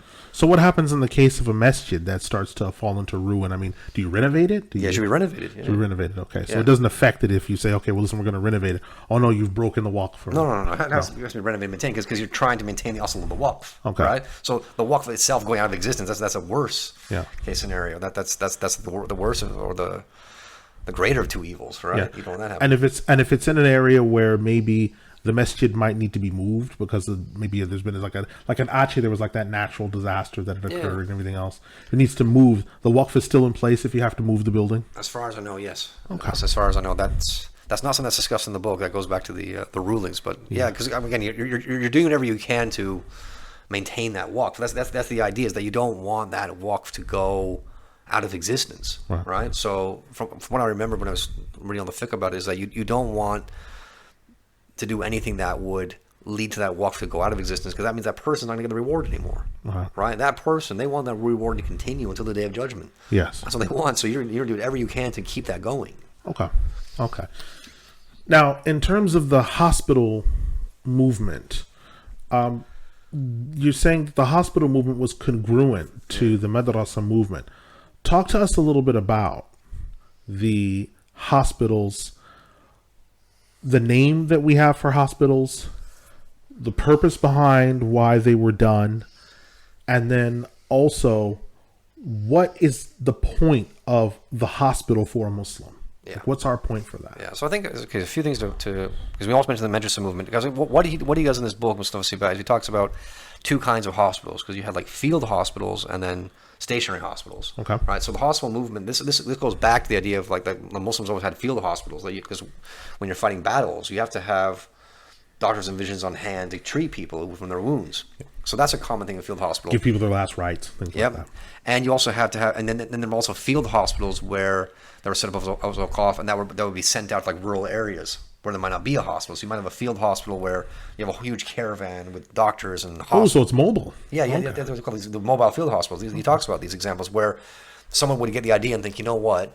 There are people out who live in rural areas and villages and farms, and they don't have any doctors. There's no physicians out there. There might be sick people. So they say, listen, we're going to create a huge mobile field hospital that will go around to these villages, stay in each village as long as they need to treat people, and then move on. Oh, that's good. That was the set up. And then you get the stationary hospitals. Now, I mentioned the connection to schools because he gives many examples of how you'd have a hospital, and then you'd have like a school or a ma'had attached to it. Yes. And these would be teaching hospitals. Okay. So the physician would be going around treating people, and he had students with him. So in this case, then when we're talking about ulama and sheikhs, we're talking about these people are multifaceted. Then, yeah, exactly. So we're not just talking about these are what people you hear in English referred to as religious scholars. Yeah. These are people that can carry out circumcisions or operations or can do cauterization of wounds and things like this, and midwifery, and so it's not just one thing. This a varied class of things. Yeah, and then he mentions also there's these massive lecture halls that are attached to the hospitals and so forth, where they're doing classes. And again, it's the same idea. It's the same, just like in fiqh, you cannot be a doctor unless you're fully qualified and you've been tested and so forth. So what I was mentioning before, one of the things I mentioned before, but again, the way the process would work is that when you join a hospital, let's say you're suffering from a sort of ailment. Another word in the hospital, I should mention this as well. A lot of these hospitals, they use the Persian word, the Bimaristan. Yeah. Like basically the place where sick people go. Yeah. Mustashfa, I think that's a later term. Yes, Mustashfa is later. Which is like the place where you go to seek a cure. Yeah. All right. But a hospital is not, you're trying to get people up and out of there as soon as possible, back on their feet, but you're not rushing them, so to speak. So because I mean, when I think of the word hospital in English, I immediately think of hospice, which is like final care before death. That's what I think. I wonder if there's a relation between hospital and like hospice, because those words look similar. I would have to look that up. That's an interesting point. But the way it's set up, this is one of the beautiful things he talks about. One way it's set up, again, and I mentioned this earlier. So let's say your illness, you show up at the hospital, you have an ailment, and they decide that you need to be hospitalized. You need to stay in for a few days. So they give you your own set of clothes. They give you your own bed. You're in the same ward as people who have the same illness, so you're not going to get any cross infections. You're going to get the food that you need. You're going to get the drink that you need, the medicine that you need, right? I mean, if you remember this several years ago, and I had pneumonia, and I was put in a hospital in this country, and it was the middle of winter, and they're serving me ice cold water. Yeah, they're trying to make you like George Washington, trying to get you out of there. Yeah, yeah, feet first, not standing up. So then they would say that you stay in hospital as long as you need to, and then what would happen is a normal thing is that once you've finished, once you've recovered and you've got over your illness, they'd actually give you money. They'd be okay, they'd give you money and say, listen, you haven't been working for so many days. Here's the money to make up for it. Okay. Right? And then they might give you some extra money on top of that to say, listen, don't rush back to work. Just go home and rest for a few days. It's almost like workman's comp. Exactly. And it's all there. It's private sector coming from the old cough. Wow, it's like some type of compensation almost. Yeah. And then you might get even a new set of clothes as well, because you've been in the hospital that time. You get a new set of clothes. You want to have the germs as well in those clothes. So those old clothes might have been infected with something. Yeah, so they probably incinerate those or whatever. Whatever it is. Everything's set up. And then on top of that, like when Muslims would set up these hospitals, they would actually try to find like a place that had good, high quality air. So they think, okay, so where can we have, and then they do these kind of tests where they'd find like 4 parts of a city or a town, and they'd like hold up a piece of meat and just leave it there for 24 hours, then come back the next day and think, okay, like which meat looks the healthiest? It's like, okay, the air is good in this area. Okay, we're building the hospital here. Right. And then they'd make sure there's like fresh air, there's water flowing through the place. I can assure you, hospitals on the West Coast I've been to, they're not looking for those things. Yeah. These people are in the middle of war zones. There's drive-by shootings happening constantly. Sometimes they're in cul-de-sacs. Yeah. You know, sometimes they're at the bottom of a valley, and it just it's terrible. Yeah, it's terrible. Because what they're thinking about is they want high quality air. They want pleasant smells. They want the hospital to be as comfortable as possible. This person's sick. These people are ill. They can't be in like an uncomfortable position. Everyone needs to have their own bed, their own section. Everyone has their own utensils. You don't share your utensils with anyone because you have an illness. Yeah. Your own doctors and nurses looking after you 24/7 and these kind of things. That's how the system was. And it's just so sad when you read about these examples and you think like, and nowadays, like in out here in the Anglosphere, you've got government funded stuff, or in the U.S. you've got like medical insurance, and now you've got the stuff. And now this stuff's in the Muslim world as well, like medical insurance. Like people are like, what? Yeah. Like what happened? They're not learning, their basic health and things, because part of what you want to do once you've been to the hospital is to find out what happened to you and to then take the necessary health steps so that doesn't happen again. Yeah. So you're charged with the personal responsibility of looking after your own health up to the point where you can't anymore. Yeah, well, that's something I noticed. Medical intervention. That's something I noticed as well. Like for example, I know in places like Arabia now, like it's normal to get health insurance via your work, right? So your workplace will buy health insurance, and usually the health insurance it will because there's the fuqaha nowadays, the Murajih have talked about. What they've classified as 2 kinds of insurance. There's like ta'awuniya and there's istirbahiya. Right. So there's ta'awuniya where it's something a case of pooling your money. Yes. Right. Where you're not actually seeking any profit. You're just pooling your money, and then if someone needs medical help, you disperse it. They disperse it. But a lot of these places are just pure istirbahi, which is haram. You're making a profit off of it. Profiting off of death in some instances. Yeah. Death, life, all kinds of insurance. It's just bail gharar. It's just disgusting. But what I noticed in Morocco usually either you have health insurance or you're just paying the doctor up front, right? Like you go to the doctor, you pay him up front. You're like paying him 100 dirhams or whatever, paying for the medicine. So what you notice, and I saw a clear difference between like Moroccans and then people in England. Moroccans are very, very, very health conscious because they don't want to go to the doctor because you're going to pay something. Yeah. So they're very careful with what they eat, very careful with what they wear, very careful with what they drink.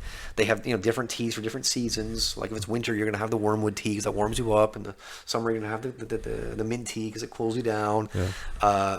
They're like very, very scared of the cold. Like in cold weather, they're very, very careful about like covering up and covering your neck and all these kind of things. Avoiding like greasy, fat foods and all these kind of things. That's what you notice from them. Whereas in England, you just don't see that. And when I was in the hospital those few days with pneumonia, and I'm just looking around at what people are eating, and people are eating like junk food, people are having fizzy drinks. It's like, do you remember that year where there was that near blizzard in the UK? Yeah. I'm inside. Heat is blazing. I've got space heaters on. They're blazing. So central heating is blazing. Space heaters are blazing. I look outside, and there's a man walking outside with a Hanes white t-shirt on and cut off shorts above the knee. This is someone that's ignoring the weather around him. Yeah. He's not health conscious. He's not been taught. Now, it's humorous from one standpoint, but it's also sad because he's not been taught the basic knowledge of health to look after himself. So that guy, maybe 2 weeks later or a week later, probably wound up in A&E. Yeah. Without understanding even why. Yeah. Not even understanding why.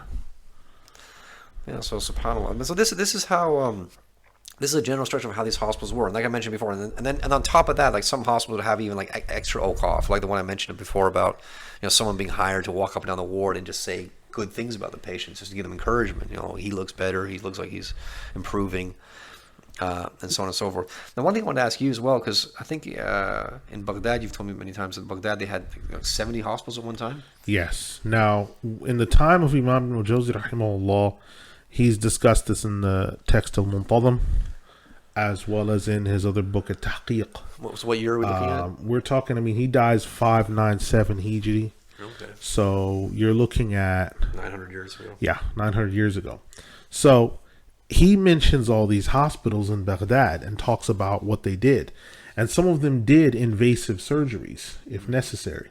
But he mentioned that the end goal was always to avoid invasive surgery whenever possible. That the chief goals were through health, herbology, examining the patient's his bile and all this, his stool samples, everything else. So in Baghdad, you had the large hospital, and that large hospital was in the center. The largest one was in the center of Baghdad, and the underground heating that hospital had helped to heat the rest of Baghdad. Yeah. So when the winter became oppressive and cold, all of Baghdad was heated, but from that system. Wow. And then the other hospitals around the area, whatever extra steam or runoff that was there would go through there to help heat the water for wudu and other things like that. People were frequently warned, listen, make wudu with lukewarm water or warm water, be careful. Don't use really cold water. We know about the hadith in Tabarani, about the extra reward for making wudu with cold water as driving, but this could exacerbate these problems. This could cause these things. Use lukewarm water. They were advised of these things. So Ibn al-Jawzi himself was deeply versed in astronomy, was also deeply versed in medicine as well. Yeah. So he spoke about these in the Muntazim, the big history book that he had about Baghdad's hospitals, what they accomplished, how you have fuqaha and other people. So someone might be a master of math, a master of fiqh, a master of creed, but he also is able to do invasive surgeries. He's also able to do midwifery. He's also able to remove cataracts with a needle. Wow. Right? He's able to do all of these things because the needle would be hollow. And then you'd use that and you would briefly bring it down and you could suck the actual, there was some mechanism that you used where you actually drew the cataract out of the eye. And it's the same method being used today, but it's different machinery. All the medical instruments that are used today in medicine, almost all of them are the exact same. Although they might be smaller or slightly larger, or they might have been, for example, when they're cauterizing someone's wound closed, they have a cauterizing wand instead of using the bar with the flame on the end. It's doing the same thing though. Yeah. When they're doing the other things like the invasive surgeries, the sutures that they're using might be larger, whereas the ones in the past were smaller. Most of the medical field and things that they're doing today have not moved on substantially from the work in Baghdad.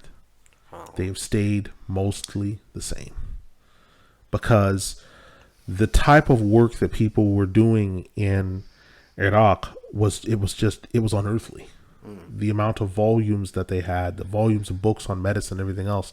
I mean, I read in here about 100,000 volumes. Yeah, in libraries. Yeah. In libraries, it's like I don't think you have 100,000 volumes, with the exception of the Library of Congress, but that's a recent phenomenon, and most of that's through theft.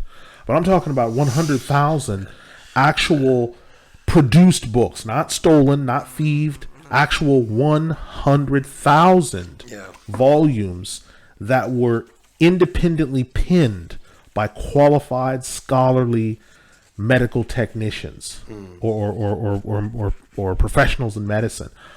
I don't think I've seen or heard the like of that before. You know, Baghdad was just a special time. I mean, Ibn al-Jawzi is, you know, he left a production of between 1,000 and 2,000 books, according to some accounts. And there's not been anyone in the civilizations that has come after that has produced anything near that. Yeah. And that's a wisdom that we need to take away from this. That you've got listen, you don't have 70 hospitals in Los Angeles. You don't have 70 in London. Yeah. You don't have 70 in some of them, these large metropolises in the cities that today people insist that we need to emulate. You don't have 70 in these. Yeah.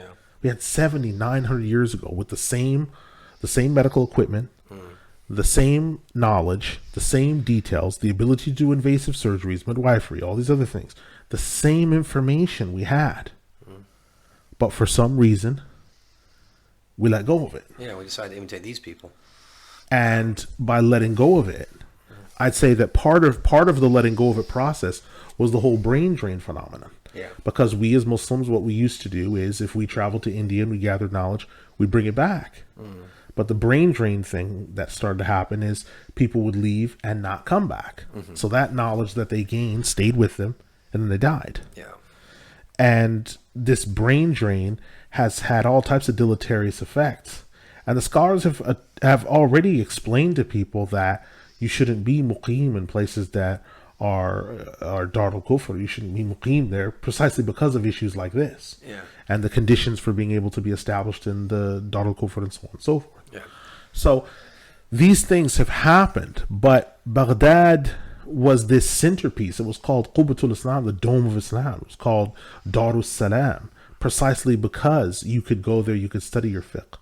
You could study your medicine. You could study your math. You could study, you could completely have an entire education process that you could go through there. You know, it was the same thing in Cairo. Cairo still has some of its luster. I mean, listen, what university can you go through where you can go through a 14-year program on Islam, but then also study civil engineering and medicine? Al-Azhar. Yeah. You know, the Ain Shams is a satellite of Al-Azhar. You can do your civil engineering. You can study architecture, everything else, but you're also memorizing Quran on the side. Yeah. You can do it there. And that's the sign and symbol of the past of the Muslims, that we didn't make a difference between these things in terms of, okay, well, you can't learn this. You've learned your fiqh and you can't learn civil engineering, or you've learned this, but you can't learn architecture. There's a barrier. No, these things are part of one another when we get into the whole, usul versus funun thing again. Yeah. These are funun that have gone off from there. So, you finished your usul. Now, what do you want to do with your life? Yeah. What additional things would you like to do? What are other passions that you have? Okay, you memorize the Quran, you've learned ilm al-falakiyya. Okay, well, do you want to go into astronomy? No, I've learned what's necessary. Okay, I want to do architecture. Okay, I want to do civil engineering. I want to do medicine. Okay, well, let's go then. Right, or I want to do archaeology. I've studied these ayat, أَفَلَا يَنْظُرُونَ, and all these other things. فَلَمْ يُسِيرُوا فِي الْأَرْضِ كَيْفَ. All these ayat. So Baghdad was a centerpiece of this knowledge, and I think Cairo and Damascus later, after the devastation it suffered in 656 or 1258 of the Gregorian, after the devastation, I think they kind of took over as the centerpieces for Islam, for hospitals and all these other things. And that's why in the book the examples are given. There's one in Baghdad that's mentioned, and there's one in Damascus, one in Cairo, and one in Marrakesh. Yeah. I think overall, because you asked me before about the purpose of hospitals, I think, again, one of the key things and one of the principles, I think, of medicine for Muslims is, prevention is better than cure. Right? That we're trying to take care of our bodies. Your body is an instrument of worship. It doesn't belong to you. It belongs to Allah. You are an abd mamluk. You're an owned slave. Allah owns you. Doesn't belong to the government. Doesn't belong to the government. And again, this is one of the interesting that when studying Waqf, I actually got into that interest, that topic. I was like, who owns your body? Yes. Who owns your body? And if you even look and say like English law, they can't give you a clear answer. Yeah. Because in certain cases they'll say it's you. In certain cases they'll say it's the government. But in cases where someone dies and the government takes the body of someone, I was like, well, okay, who owns the body? Harvest the organs. Right? Yeah, they want to harvest your organs. But, we are understanding that Allah owns your body and He's given it to you for one purpose, which is to worship Him. That's why you have it. So, you're trying to take care of the body so that you can worship. You can worship as long as possible. And then when people want to set up these hospitals, you're helping the other believers to be healthy and stable, and they can worship Allah. Yes. Right? You're thinking that's massive reward. Right? If I can get someone healthy again, they can go back to the masjid again. They can go fast again. They can go on Hajj again. All these things. That's what you're thinking about, and you don't want to create that dependency. I mean, when you take a good close look into, say,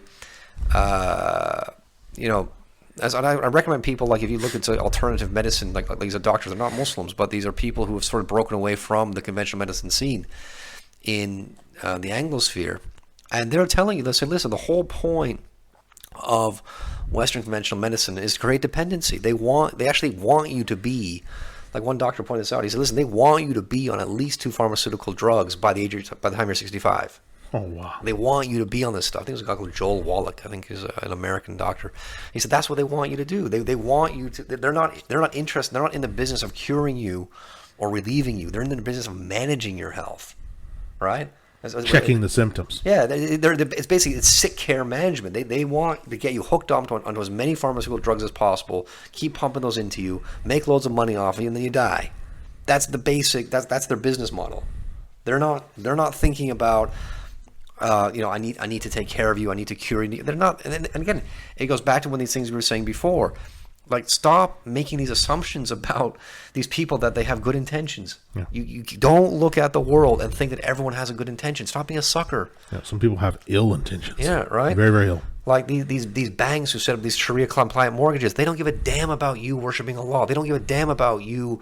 He needs to. The poor Muslims, they can't obey Allah. Yeah. They can't find a house that complies with their religion. We need to help them. No, they're thinking that's a market that we don't have access to. How do we hustle them? Yeah, how do we exploit this particular market? Exactly. When the government offers you stuff, things don't come with no strings attached. Yeah. Wake up.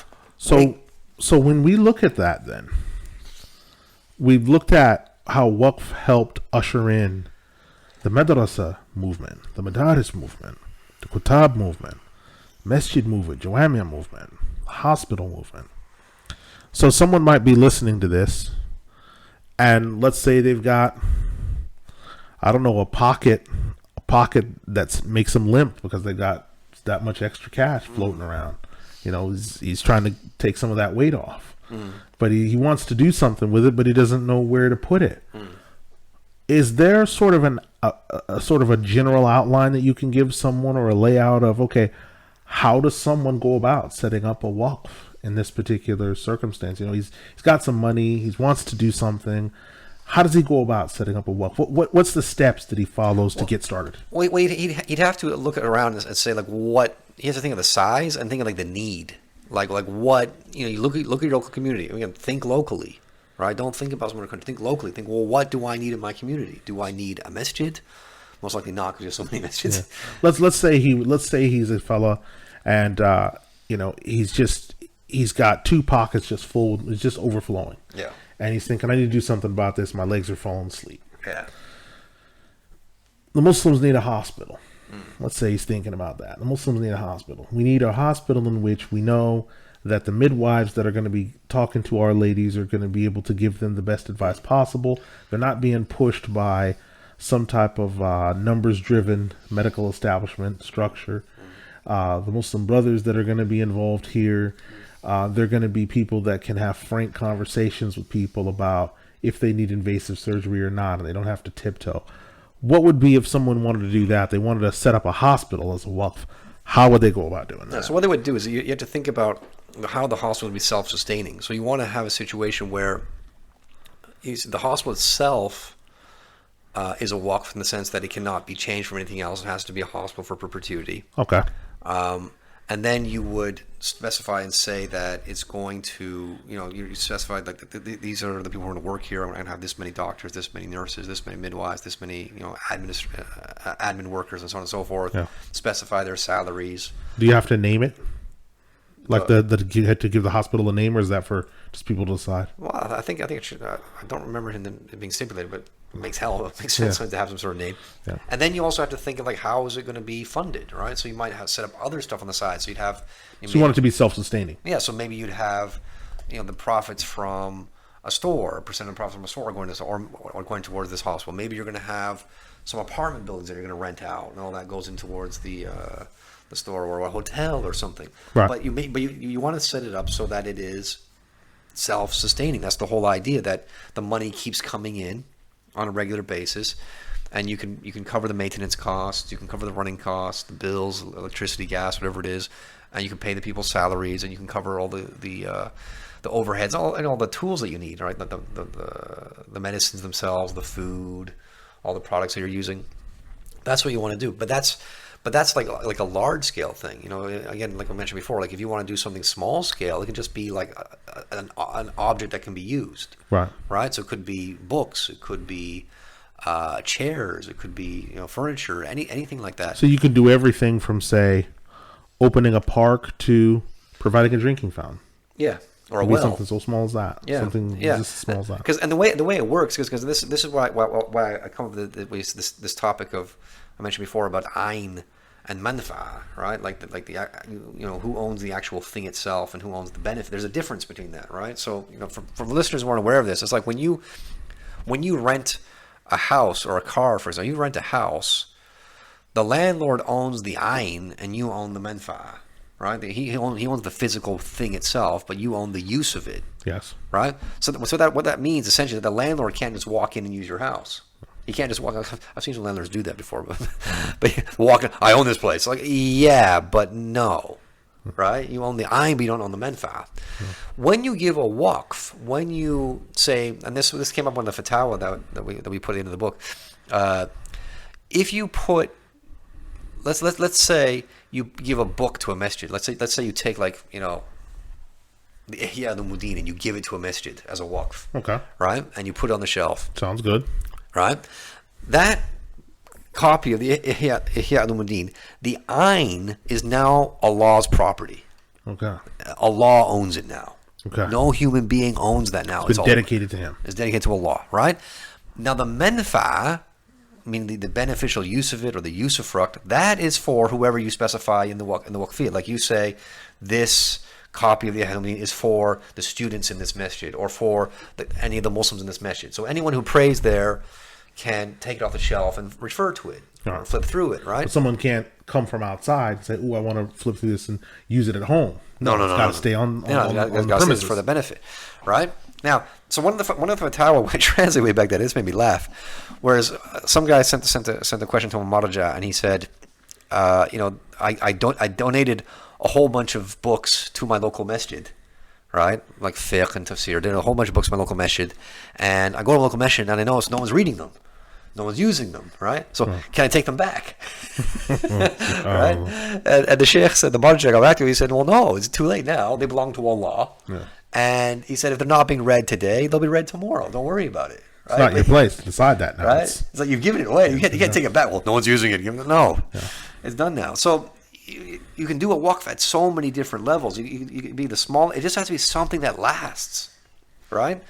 Like obviously not something like fruit or a banana or a piece of bread. No, it'd be something that's going to last a decent amount of time. You could plant a tree or, you know, an apple tree or whatever it is. And the fruit that blossoms from that, then that's the waqf. Yeah, you just have to stipulate like what it is, who's going to benefit, who's the beneficiary, who's going to benefit from it, and that's about it. You just and you want it to be something that lasts as long as possible. That's your sadaqah jariyah. That's going to be a source of reward for you long after you left this world.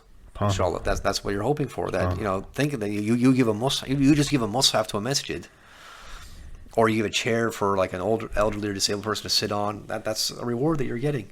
Well, I mean, then once we've put all this in perspective, then I want to then move to our final area in the podcast, and for you to just kind of give the listeners a reminder about the importance of this topic, and then maybe close out with some of the things that you're up to currently and what you're doing. Okay. Yeah. So waqf, like I said, and I wrote it as the blurb here, because this is actually Imam Muhammad Bughaw's words, where he says, "Waqf is a means of drawing nearer to Allah. It is an act of worship. Waqf shows the sincerity of the endower's faith, his desire for goodness, and his avidity, like his desire and concern for the interests of the Muslims. It shows his love for them and for their subsequent generations. Because again, you think about this, when you set up a waqf, you're not just thinking about the people who are alive now. You're thinking about people 50 years from now, 100 years from now, 200 years from now. Right. As he is keen for them to receive benefits that are never interrupted.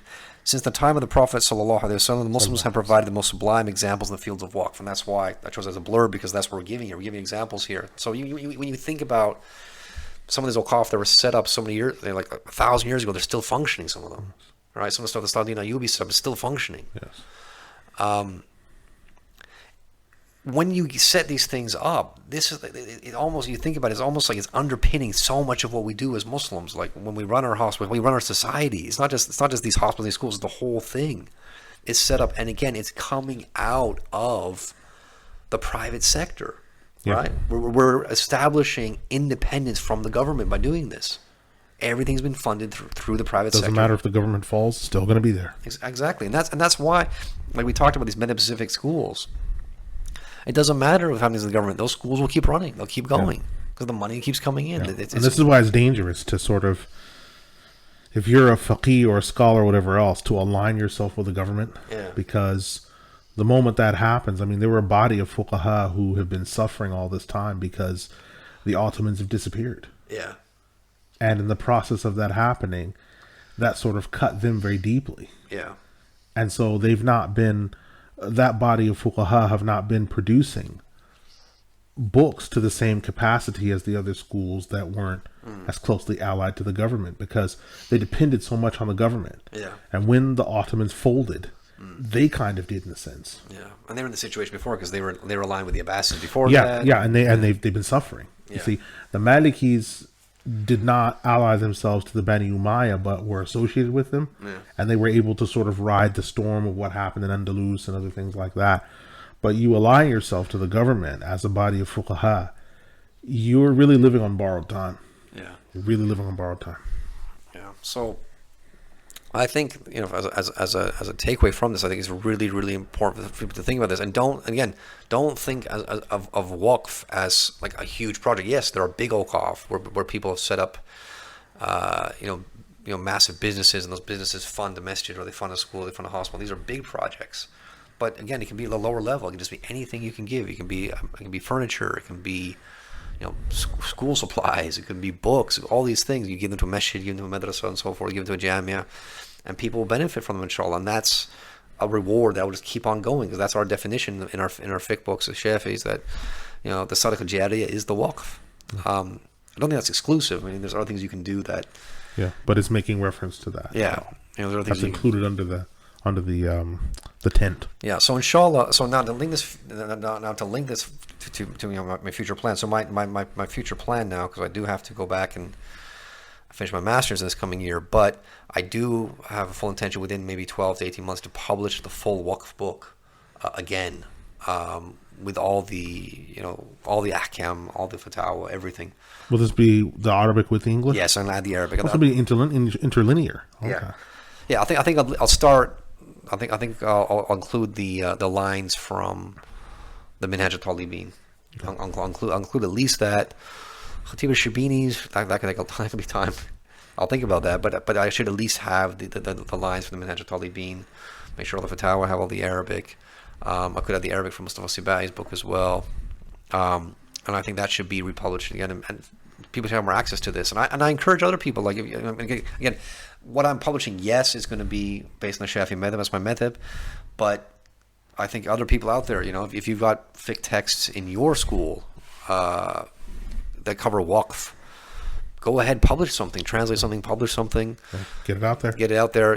Really, really encourage this, and do your best to revive this. This is such a noble thing, because you're providing key things that people need.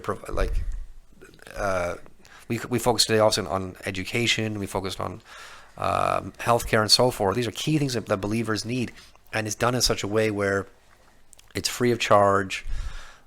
People get what they need. Self-perpetuating. So it's self-perpetuating. It's sustainable, and it's a beautiful thing. And we've lost it in such a large way. It still exists in certain parts of the Muslim world, where you might go somewhere and there's a school and you can stay somewhere for free. It exists here and there, but On a grassroots level, it's not everywhere and ubiquitous like it was. Yeah, and so inshallah we need to do our best and ask Allah for tawfiq and do our best to revive this. Inshallah. Inshallah. So I think we'll finish there. Any other last things?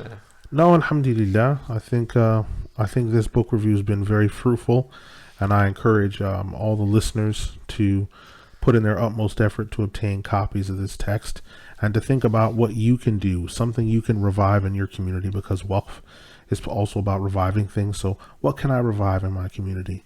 And then put a waqf to it so you perpetuate reward for yourself and your loved ones. Alhamdulillah. Alhamdulillah, wa salatu wassalamu ala rasulillah. So jazakallah khairan. Barakallahu fikum al-Hajj Abu Ja'far for your assistance. And inshallah we will meet soon again and continue these inshallah. Assalamu alaikum wa rahmatullahi wa barakatuh. Wa alaikum assalam wa rahmatullahi wa barakatuh.